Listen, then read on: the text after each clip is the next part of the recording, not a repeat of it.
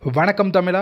இன்றைக்கி social history unit 5ல் இருக்கிற social and religious reform movement in 19th century இந்த லெசனோட பார்ட் 3 வீடியோ தான் பார்க்க போகிறோம்.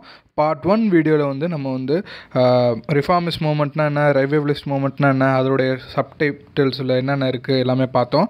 பார்ட் 2ல் நம்ம பிரார்த்தனா சமாஜ் அண்டு ரிவைவலிஸ்ட் மூமெண்ட்டில் ஆரிய சமாஜை பார்த்தோம். நெக்ஸ்ட் என்ன பார்த்தோம், ராமகிருஷ்ணா மிஷன், சுவாமி விவேகானந்தா பற்றி பார்த்தோம். நெக்ஸ்ட்டு தியோஃபிசிக்கல் சொசைட்டி அண்ட் அதோட மூமெண்ட்டு, அன்னிபெசன்ட் பற்றி பார்த்தோம். ஆன்டி கேஸ்ட் மூமெண்ட் முக்கியமான லீடர்ஸ் யார் யாரெல்லாம் பண்ணாங்களோ அவங்கள பற்றிலாம் பார்த்தோம். சரிங்களா? இந்த வீடியோலாம் யாரெல்லாம் பார்க்கலையோ இது என்னடா சொல்கிறேன்னு புரியாமல் இருக்கும். ஸோ ஒன்றும் இல்லை, இதெல்லாம் ஏற்கனவே ப்ரீவியஸ் வீடியோவில் போட்டுட்டேன். ஓகேங்களா? அது நீங்கள் எங்கே போய் பார்க்கலாம்னா 10th ஹிஸ்ட்ரின்னு பிளேலிஸ்ட் டிஸ்கிரிப்ஷன்லையோ இல்லை கமெண்ட் செக்ஷன்லையோ இருக்கும். அதை கிளிக் பண்ணிங்களா பார்ட் 1 பார்ட் 2 பார்ட் 3 டீட்டெயில்டாக இருக்கும். போய் பார்த்துட்டு வாங்க. அப்போ தான் இந்த வீடியோவில் ஒரு ஃபுல் கன்க்ளூஷன் கிடைக்கும். இந்த வீடியோ லாஸ்ட் பார்ட்டாக இருக்கும். ஓகேங்களா? ஆல்ரெடி நான் சொன்னதில் ஃபஸ்ட் பார்ட்டில் என்ன சொல்லியிருப்பேன், ரிஃபார்மிஸ்ட் மூமெண்ட், ரிவைவலிஸ்ட் மூமெண்ட் 2 மூமெண்ட்டாக பிரிஞ்சிருப்பாங்க. ஸோ ரிஃபார்மிஸ்ட் மூமெண்ட்டில் நம்ம ஏற்கனவே என்ன பார்த்தோம், பிரம்ம சமாஜும் பிரார்த்தனா சமாஜும் பார்த்தோம். இப்போ என்ன பார்க்க போகிறோம் பார்த்தீங்கன்னா, அலிகார் மூமெண்ட், அதுவும் ஒரு ரிஃபார்மிஸ்ட் மூமெண்ட் தான். அதை பற்றி தான் அதில் பார்க்க போகிறோம். இதில் என்ன சொல்கிறாங்கன்னா, இஸ்லாமிக் ரிஃபார்ம். இப்போ நம்ம பார்க்க போகிற ரிஃபார்மிஸ்ட் அண்ட் ரிவைவலிஸ்ட் மூமெண்ட் ரெண்டுமே முஸ்லீம் சம்மந்தப்பட்டது. ஸோ அதனால் அதை செப்பரேட்டாக பார்க்குறோம். இதில் பார்த்தீங்கன்னா 1857 அந்த கிரேட் ரிவால்ட்டுக்கு அப்புறம் முஸ்லீம்ஸ் என்ன நினைக்கிறாங்கன்னா, வெஸ்டர்ன் கல்ச்சர்ஸும் வெஸ்டர்ன் அவங்களோட ஐடியாஸும் நம்மளுக்கு செட் ஆகாதுன்னு முஸ்லீம் நினைக்கிறாங்க. இதை பற்றி யாரோட கருத்து என்னவாக இருக்குன்னு பார்க்கலாம். சார் சையத் அகமத் கான், இவர் டெல்லியில் பிறக்கிறாரு. இவர் ஒரு நோபல் முஸ்லீம் ஃபேமிலியை சேர்ந்தவர். இவர் என்ன நினைக்கிறாருன்னா, அந்த முஸ்லீம் மக்கள் இந்த எஜுகேஷன், என்ன எஜுகேஷன், வெஸ்டர்ன் எஜுகேஷன், அவங்களுடைய இதை கற்றுக்கிறதுல புறக்கணிக்கிறாங்க. ஸோ இது இவர் பார்வையில் என்னவாக இருக்குன்னா, முஸ்லீம்ஸ்க்கு பேக்வேர்டாக அவங்க போகிறதுக்கு இது ஒரு வழிவகுக்கும். ஏன்னா எஜுகேஷன் ரொம்ப முக்கியம், இது பிரிட்டிஷ் தராங்க, அதனால் நம்ம ஏற்கக்கூடாதுன்ற கொள்கை இவருக்கு பிடிக்கலை. ஸோ ஏன்னா எஜுகேஷன் ரொம்ப முக்கியம். எஜுகேஷன் இருந்துச்சுன்னா அவங்களுடைய சயின்ஸ் ஃபீல்டில், கவர்மெண்ட் சர்வீஸ் ஃபீல்டில் அவங்களாம் முஸ்லீம்ஸ் முன்னாடி வருவாங்க. ஏன்னா முஸ்லீம்ஸ் இந்தியாவில் பார்த்தீங்கன்னா அப்போ மைனாரிட்டியாக இருந்தாங்க. ஏன்னா பாகிஸ்தானில் அதிகமான முஸ்லீம்ஸ் அப்போ இந்தியா டிவைட் ஆகலை. இருந்தாலும் ஒரு செட் ஆஃப் ஏரியாஸில் முஸ்லீம் மைனாரிட்டியாஸ் அதிகமாக இருந்திருக்காங்க. ஸோ அதுக்காக அவர் என்ன சொல்கிறாருன்னா, மைனாரிட்டியாக இருந்தாலுமே நம்ம பேக்வேர்டாக போகிறதுக்கு எஜுகேஷன் ஒரு பேரியராக இருக்கக்கூடாது. ஸோ எஜுகேஷனை கற்றுக்கிறணும் அப்படி சொல்கிறாரு. நெக்ஸ்ட்டு பார்த்தீங்கன்னா, இவர் என்ன பண்ணுறாருன்னா, he founded a scientific society. And இவர் என்ன பண்ணுறாரு, இங்கிலீஷ் புக்கு, நிறைய சயின்ஸ் புக்கு எல்லாத்தையுமே உருதுல மாற்றுறாரு. ஏன்னா இங்கிலீஷை தானே புறக்கணிக்கிறீங்க, ஸோ உருது மொழியில் மாற்றினா நீங்கள் படிப்பீங்கன்னு அதுக்காக ஏதோ ஒரு வழி பண்ணி இவங்களை படிக்க வைக்கணும்னு நினைக்கிறார். இதுதான் சையத் அகமத் கான் பண்ணது. நெக்ஸ்ட்டு பார்த்தீங்கன்னா, அலிகார் மூமெண்ட், அந்த மூமெண்ட் எப்படி ஸ்டார்ட் ஆகுது, எதனால் பார்த்தீங்கன்னா, சையத் அகமத் கான் இந்த மூமெண்ட்டை ஸ்டார்ட் பண்ணுறாரு. என்ன மூமெண்ட், அலிகார் மூமெண்ட். ஏன் இப்படி சொல்கிறாங்க பார்த்தீங்கன்னா, Aligarh Mohammedan Anglo oriental college 1875 ஆரம்பிக்குது. ஸோ இதை ஒரு சென்டராக மையமாக வச்சு தான் இந்த மூமெண்ட் ஆரம்பிக்கிறதுனால அலிகார் மூமெண்ட்டு சொல்லப்படுது. ஓகேங்களா? அவ்வளோதான், பெருசாக அதுக்கு பின்னாடி இல்லை. நெக்ஸ்ட்டு பார்த்தீங்கன்னா, college was raised to the status of university. இந்த காலேஜ் யூனிவர்சிட்டி ஸ்டேட்டஸுக்கு 1920 ரைஸ் பண்ணப்பட்டுச்சுன்னு சொல்கிறாங்க. அவ்வளோதான் அலிகார் மூமெண்ட்டில் நம்ம ஸ்கூல் புக்கில் கொடுத்துருக்கிறது. நெக்ஸ்ட்டு பார்த்தீங்கன்னா, டியோபெண்ட் மூமெண்ட். ஏற்கனவே நம்ம சொன்னோம், ரிஃபார்மிஸ்ட், ரிவைவலிஸ்ட் மூமெண்ட் பார்ட் 1 வீடியோவில். ஸோ ரிஃபார்மிஸ்ட் பார்த்துட்டோம், 3 பார்த்துட்டோம். பிரம்ம சமாஜ் பார்த்துட்டோம், பிரார்த்தனா பார்த்துட்டோம். இப்போ நம்ம அலிகார் மூமெண்ட்டையும் பார்த்துட்டோம். ரிவைவலிஸ்ட் மூமெண்ட்டில் ஆரிய சமாஜ் பார்த்துட்டோம், ராமகிருஷ்ணா மிஷன் பார்த்துட்டோம். அதில் சப்டிவிஷனாக சுவாமி விவேகானந்தா பற்றியும் பார்த்துட்டோம். இப்போ பார்த்தீங்கன்னா டியோபெண்ட் மூமெண்ட் இருக்குது. ஓகேங்களா? இது ரிவைவலிஸ்ட் மூமெண்ட். இதில் என்ன சொல்கிறாங்கன்னா, முஸ்லீம்ஸ்லேயே ஆர்த்தோடாக்ஸ் முஸ்லீம் இருப்பாங்களா, அவங்க உலிமா ஆர்கனைசேஷன், இவங்க உலிமா சொல்கிறாங்க. ஸோ ஓகேங்களா, உலிமா அண்டர் த லீடர்ஷிப்பாக யார் லீடராக இருக்காங்க பார்த்தீங்கன்னா, இந்த டியோபெண்ட் மூமெண்ட்டுக்கு முகமது குவாசிம் வனோட்டாவி. ஓகேங்களா? இவர் அண்ட் இன்னொருத்தவர் யார் பார்த்தீங்கன்னா, ரஷீத் அகமத் கங்கோத்ரி. அவங்க 2 பேர் ஒரு ஸ்கூல் டியோபெண்ட்டில் ஆரம்பிக்கிறாங்க. எந்த டிஸ்ட்ரிக்ட் பார்த்தீங்கன்னா, சஹாரன்பூர் டிஸ்ட்ரிக்டில், உத்தரப்பிரதேஷில் 1866. ஓகேங்களா? இந்த ஸ்கூலில் பார்த்தீங்கன்னா டோட்டலாகவே இங்கிலீஷ் லாங்குவேஜ் ஷட் டவுன் பண்ணிடணும். அதாவது ஷட் அவுட் பண்ணிடணும்னா இங்கிலீஷ் லாங்குவேஜை எடுத்து விட்டுட்டு வெஸ்டர்ன் கல்ச்சர்லாம் எடுத்து விட்டுட்டு அவங்களுடைய பாரம்பரியமான இஸ்லாமிக் ரிலீஜியன் ஒரிஜினலான அந்த அதில் கொடுக்கப்பட்ட அந்த வேதங்கள், அவங்களுடைய குரான், ஸோ இந்த மாதிரி இதெல்லாம் டீச் பண்ணுறதுக்கும் religious regeneration of the Muslim committee, அவங்களுடைய நோக்கம் என்ன, அவங்களுடைய ரிலீஜியனை வந்து ரீஜெனரேட் பண்ணணும், புதுப்பிக்கணும். ஸோ ஏன்னா வெஸ்டர்ன் கல்ச்சர் வந்து அது வந்து நிறைய தாக்கத்தை உண்டு பண்ணுறதுனால ஸோ இந்த மாதிரி ஒரு மூமெண்ட்லாம் ஆரம்பிக்கிறாங்க. இதுக்கு முன்னாடி பார்த்தது ரிஃபார்மிஸ்ட், அவங்க வந்து என்னது இங்கிலீஷ்காரங்களோட சேர்ந்தே நம்ம பார்ப்போம், நம்மளும் நிறைய நாலேஜ் கெயின் பண்ணலாம் அந்த மாதிரி சொல்கிறாங்க. இவங்க என்ன சொல்கிறாங்க, அதெல்லாம் தேவையில்லை, இங்கிலீஷில் கற்றுக்கிற நாலேஜை நாங்கள் அவங்களுடைய லாங்குவேஜ்லேயே எங்களுடைய ரிலீஜன் எங்களுடைய கல்ச்சர் இப்படியே இருப்போன்றிருக்கவங்க டியோபண்ட் மூமெண்ட். ஓகேங்களா, உங்களுக்கு மீனிங் புரிஞ்சிருக்கும். நெக்ஸ்ட்டு பார்த்தீங்கன்னா மௌலானா மாமூட் உல் ஹசான், இவர் வந்து நியூ டியோபண்ட் லீடர் ஆகிறாரு, டியோபண்ட் லீடராக புதுசாக ஆகிறாரு. இவர் பேர் பார்த்து வச்சுக்கோங்க. நெக்ஸ்ட்டு பார்த்தீங்கன்னா கவுன்சில் ஆஃப் தியோலஜியன்ஸ், அப்படி பார்த்தீங்க யார் பார்த்தீங்கன்னா ஜமித் உல் உலிமா, இவர் வந்து ஒரு ஐடியா கொடுக்குறாரு. எதுக்காகனா அவங்களுடைய ரிலீஜனை ப்ரொடெக்ட் பண்ணுறதுக்கான ஐடியா வந்து கொடுக்குறாரு. ஸோ இதில் பேசிக்காக என்ன சொல்கிறாங்க, அவங்களுடைய ரிலீஜனை ப்ரொடெக்ட் பண்ணுறாங்க, அவங்க ரிலீஜனை ரீஜெனரேட் பண்ணுறாங்க, அவங்களுடைய கல்ச்சரை பாதுகாத்துக்கொள்கிறாங்க. ஓகேங்களா, இவ்வளோ தான் இதில் கொடுத்துருக்காங்க. நெக்ஸ்ட்டு பார்த்தீங்கன்னா பார்சி ரிஃபார்ம் மூமெண்ட். இந்த பார்சி ரிஃபார்ம் மூமெண்ட் வந்து எங்கே ஸ்டார்ட் ஆகுது பார்த்தீங்கன்னா மும்பையில். ஓகேங்களா, ஃபுட்டுன்ஜி, இவர் யார், ஃபுட்டுன்ஜி நாரோஜி. இந்த ஃபுட்டுன்ஜி நாரோஜி ஃபவுண்டட் த ரணுமாய் மஸ்டயான்சன் சபா. ஓகேங்களா, பார்சிஸ் ரிஃபார்ம் சொசைட்டிக்கு இன்னொரு பேர் பார்த்தீங்கன்னா வாயிலே வராத பேர், என்ன பேர், ரணுமாய் மஸ்டயாசன் சபா. ஓகேங்களா, இது வந்து கொஞ்சம் நம்மளுக்கு முஸ்லீம் லாங்குவேஜ் கொஞ்சம் புதுசாக இருக்குன்னா நேம்லாம் புதுசாக தான் இருக்கும். குரூப் 1க்கு படிக்கிறீங்கன்னா, suppose if you are studying for group 1 just write and C. ஓகேங்களா, எழுதி பாருங்கள். ஆனால் குரூப் 4க்குலாம் தேவையில்லை, சும்மா ஒரு தடவை கேட்டாலே போதும். ஏன்னா நம்ம போய் 4 ஆப்ஷன் பார்க்க போகிறோம், எது விசித்திரமாக இருக்குது, ஸோ பார்சி மூமெண்ட்னால் இப்படித்தான் இருக்கும்னு நினச்சி நம்மளே ஃப்ளூக்கில் அடித்தாலுமே கரெக்டாக வர மாதிரி தான் இருக்கும். ஓகேங்களா, நெக்ஸ்ட்டு பார்த்தீங்கன்னா இது எப்போ ஸ்டார்ட் பண்ணுறாங்க, 1851 ஸ்டார்ட் பண்ணுறாங்க. நெக்ஸ்ட்டு இதில் என்ன சொல்கிறாங்க, த ட்ரூத் டெல்லர் யாரை சொல்கிறாங்க, ராஸ்ட் காஃப்டர். ஓகேங்களா, இவரை தான் இந்த ட்ரூத் டெல்லர்னு சொல்கிறாங்க, புக் பேக்கில் கேட்டிருக்காங்க. என்னென்னா இவர் தான் the main voice of the movement. இந்த இயக்கத்தோட யார் வந்து பேச்சாக இருக்கா, இந்த இயக்கத்தோட பேச்சு அப்படின்னு யார் சொன்னால் பார்த்தீங்கன்னா அவர் பேர் என்னது, ராஸ்ட் காஃப்டர் த ட்ரூத் டெல்லர்னு சொல்கிறாங்க. நெக்ஸ்ட்டு பார்த்தீங்கன்னா பெராமி மலபாரி, இவர் வந்து ஒரு கேம்பெயினை ஆர்கனைஸ் பண்ணுறாங்க. எதுக்குன்னா சைல்ட் மேரேஜ் ப்ராக்டிஸ்க்கு அகெயின்ஸ்டாக இப்படி ஒரு ஆர்கனைசேஷனை வந்து ஸ்டார்ட் பண்ணுறாரு. நெக்ஸ்ட்டு பார்த்தீங்கன்னா நிறைய லீடர்ஸ் வந்து இந்த கம்யூனிட்டி வந்து ப்ரொடியூஸ் பண்ணுறாங்க. என்ன community, Parsi reform movement society, இவங்க வந்து ப்ரொடியூஸ் பண்ணுறாங்க. அதில் ஒரு சில பேர் பார்த்தீங்கன்னா ஃபிரோஷா மெக்டா அண்ட் தின்ஷா வச்சா. ஓகேங்களா, அவங்க 2 பேரும் வந்து ரொம்ப முக்கியமான ரோல் வந்து காங்கிரஸில், முன்னாடி இருந்த காங்கிரஸில் ப்ளே பண்ணாங்க. இவங்க வந்து இந்த இதுலேயுமே லீடர்ஸாக இருக்காங்க, இதில் பார்சி ரிஃபார்ம் மூமெண்ட்லேயும் லீடர்ஸாக இருக்காங்க. நெக்ஸ்ட்டு பார்த்தீங்கன்னா Sikh reform movement. Sikh reform மூமெண்ட்டில் வந்து நம்ம 2ஆக பிரிப்போம். ஓகேங்களா, நிரங்காரிஸ் அண்ட் நம்தரிஸ்ன்னு அதை பார்க்கலாம் ஃபுல்லாக. Among the Sikhs of Punjab இதில் பார்த்தீங்கன்னா பாபா டயால் தாஸ் வந்து நிரங்கரி மூமெண்ட்டோட ஃபவுண்டராக இருக்கார். யார், பாபா டயால் தாஸ். ஓகேங்களா, இதில் வந்து என்ன சொல்கிறாங்கன்னா ஒர்க்ஷிப் ஆஃப் காடஸ், அதாவது நிரங்கர்னா என்ன மீனிங் பார்த்தீங்கன்னா ஃபார்ம்லெஸ், அதாவது உருவமற்றவர் அப்படின்ட்டு மீனிங். ஸோ நிரங்கரின்னா அவங்க அந்த மூமெண்ட்டுக்காரங்க என்ன பண்ணியிருப்பாங்க, கடவுளை வந்து ஒர்ஷிப் பண்ணணும், ஆனால் அவர் வந்து ஐடலாக இருக்கக்கூடாது, எந்தவித விக்கிரக ஆராதனை அப்படி சொல்லுவாங்களே, அதாவது சிலை வழிபாடு. நெக்ஸ்ட் வந்து ரிச்சுவல்ஸு, அவங்களுடைய ரிச்சுவல்ஸ் சடங்குகள் இந்த மாதிரி இதெல்லாமே பின்பற்றாமல் அதை ரிஜெக்ட் பண்ணுறது.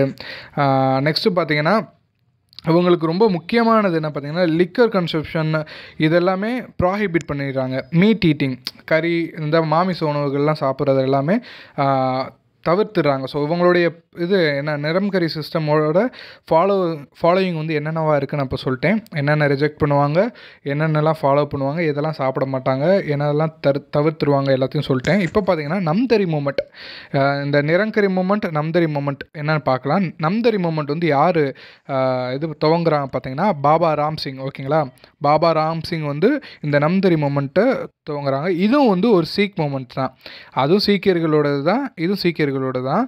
ஆனால் இதில் என்ன வித்தியாசம் பார்த்தீங்கன்னா நம்தரிஸ் வந்து அவங்களுடைய சிம்பிள்ஸை வியர் பண்ணுறதுக்கு பதிலாக instead of wearing the symbols of Sikhism except the kirpan. அதாவது கிர்பான்னா என்ன பார்த்தீங்கன்னா ஸ்வாட். ஓகேங்களா. நம்தரிஸ் வந்து இன்சிஸ்டடா, அதாவது அவங்க என்ன சொல்ல வராங்க, நம்தரிஸ் வந்து அவங்களுடைய சிம்பிள்ஸ் எல்லாமே வியர் பண்ணணும். எதை தவிர்த்து பார்த்தீங்கன்னா கிர்பான் என்ற அந்த ஸ்வாடு சொல்லுவாங்கள்ல, ஸோ அந்த ஸ்வாடை தவிர மீதி எல்லா அவங்களுக்கு சீக்கியர்களுக்கு என்ன இருக்கும் இப்போ பார்த்தீங்கன்னா தலைப்பாக கட்டுறது, ஸோ இந்த மாதிரி இதெல்லாம் அவங்களுடைய ஒரு சிம்பிளாக இருக்கும். ஸோ அது வந்து கண்டிப்பாக பண்ணணும். இன்சிஸ்டர்னா அவங்க ஊக்குவிக்கிறாங்க. ஸோ நம்தரி சிஸ்டம்க்கு.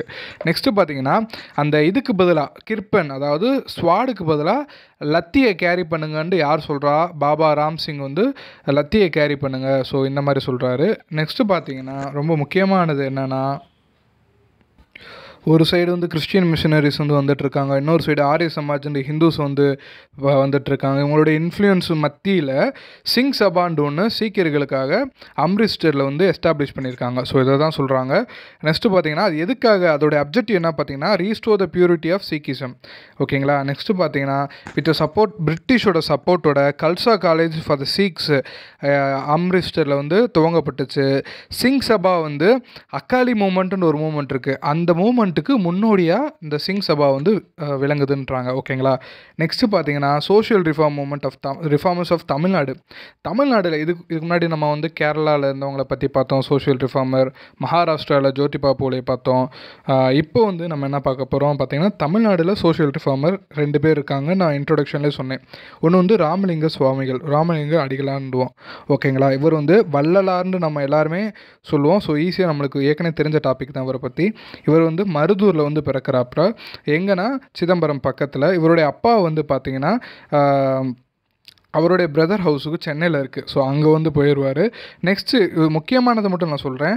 இவர் என்ன பண்ணார், ஹி கால்டு அதாவது ஜீவ காருண்யான்னு ஒரு கான்செப்டை கொண்டு வர்றாரு. எல்லா லிவிங் பீயிங்கும் இன்க்ளூடிங் பிளான்ட் வந்து மர்சி, கருணை, இந்த மாதிரிலாம் இது பண்ணணும்னு சொல்கிறாரு. ஸோ அதை வந்து ஜீவ காருண்யா சொல்கிறாரு. இவர் வந்து ரொம்ப முக்கியமானதை வந்து ஒன்று எஸ்டாப்ளிஷ் பண்ணியிருப்பார். என்ன எஸ்டாப்ளிஷ் பண்ணியிருக்காரு பார்த்தீங்கன்னா சமரச வேத சன்மார்க்க சங்கம் வந்து எஸ்டாப்ளிஷ் பண்ணியிருப்பார். எங்கே பார்த்தீங்கன்னா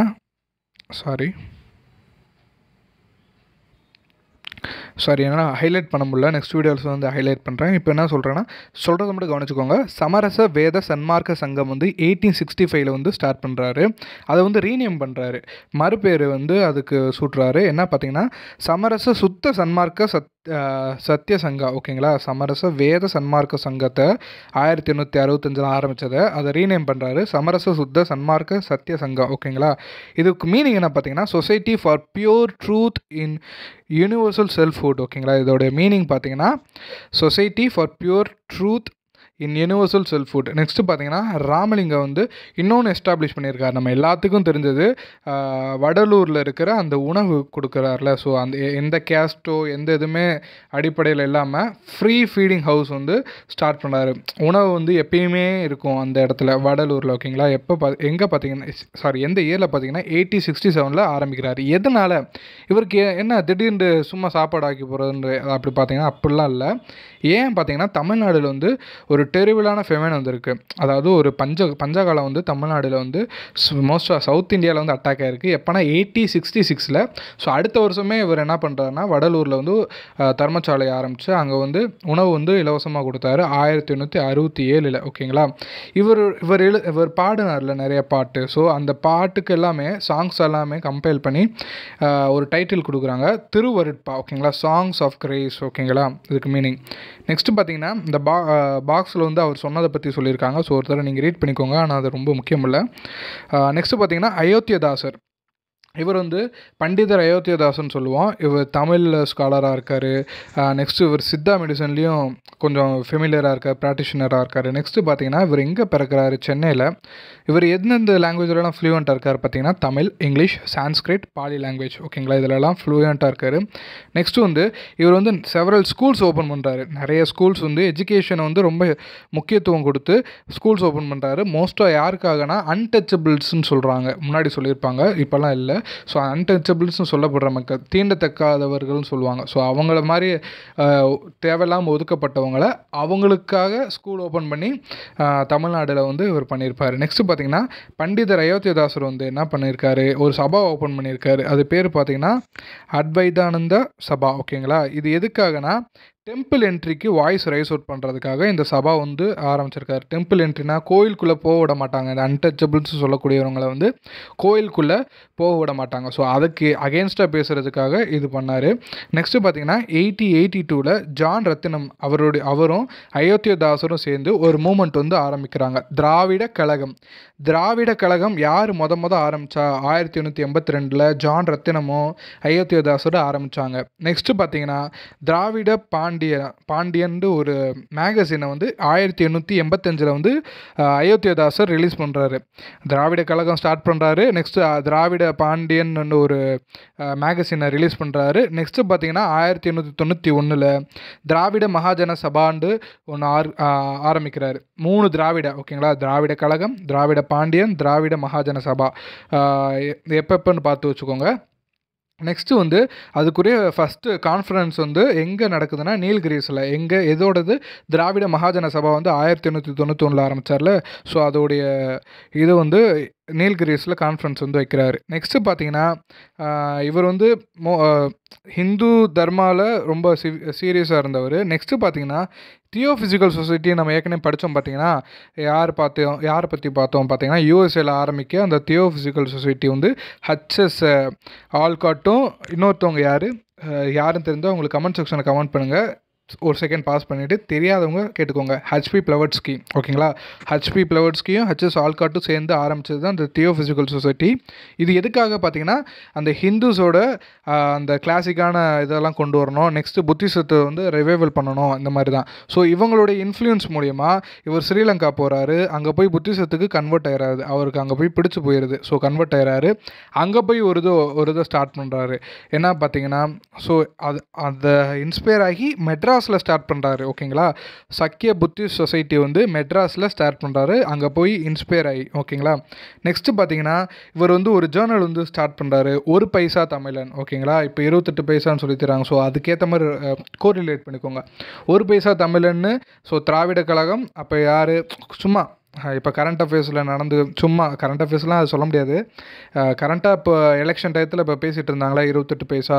ஸோ அது யார் சொன்னால்? திராவிட கழகம். ஸோ திராவிட கழகம் அயோத்தியதாசர் திராவிட கழகத்தை ஸ்டார்ட் பண்ணார். ஸோ இந்த மாதிரி கோரிலேட் பண்ணுங்கள். இப்போ பாதி பேருக்கு நான் சொல்கிறது புரியாது, ஏன்னா நீங்கள் நியூஸ் பார்த்துருந்தீங்கன்னா இந்த டயத்தில் எந்த டேட்டில் நான் ரிலீஸ் பண்ணுறேனோ அந்த டேட்டில். ஸோ ஓகேங்களா, புரியலன்னா ஒன்றும் பிரச்சனை இல்லை. அயோத்தியதாசர் வந்து 1 பைசா தமிழன் ஒரு வார இதில் வந்து 1907 ரிலீஸ் பண்ணுறாரு. அது எது வரையும் ரன் ஆகுது பார்த்தீங்கன்னா 1914 வரையும் 7 வருஷம் ரன் ஆகுது, ஓகேங்களா. அவ்வளோதான் இந்த இதில். நெக்ஸ்ட்டு வந்து அடுத்த பார்ட்லாம் இல்லை, அவ்வளோதான். அடுத்த லெசன் வந்து கண்டிப்பாக நான் போடுறேன். ஹிஸ்ட்ரி எல்லாமே 10th கவர் பண்ணிடுவோம். 9th ஒரு சில லெசன் வந்து நான் கவர் பண்ணாமல் வந்திருக்கேன். ஸோ அந்த லெசன் கண்டிப்பாக நான் நடத்துகிறேன். இதெல்லாம் முடிச்சுட்டு நடத்துகிறேன். ஏன்னா நம்ம சப்ஸ்கிரைபர் வந்து இம்மிடியேட்டாக எனக்கு வந்து 10th லெசன்லாம் நடத்துங்கன்னு ஒரு 4-5 பேர் கேட்டாங்க. ஸோ அவங்களுக்காக தான் இப்போ வந்து 9th ஸ்டாப் பண்ணி வச்சுட்டு 10th வந்திருக்கேன். ஸோ உங்களுக்கு எதுவும் சஜஷன் இருந்தால் எனக்கு சொல்லுங்கள், நானும் உங்களுக்கு ஏற்ற மாதிரி ஹெல்ப் பண்ண ட்ரை பண்ணுறேன். உங்களுக்கு புரிஞ்சால் ஒரு சப்ஸ்கிரைப் பண்ணி உங்கள் ஃப்ரெண்ட்ஸுக்கு ஷேர் பண்ணுங்கள். அது நீங்கள் எனக்கு பண்ணால் போதும். தேங்க்யூ.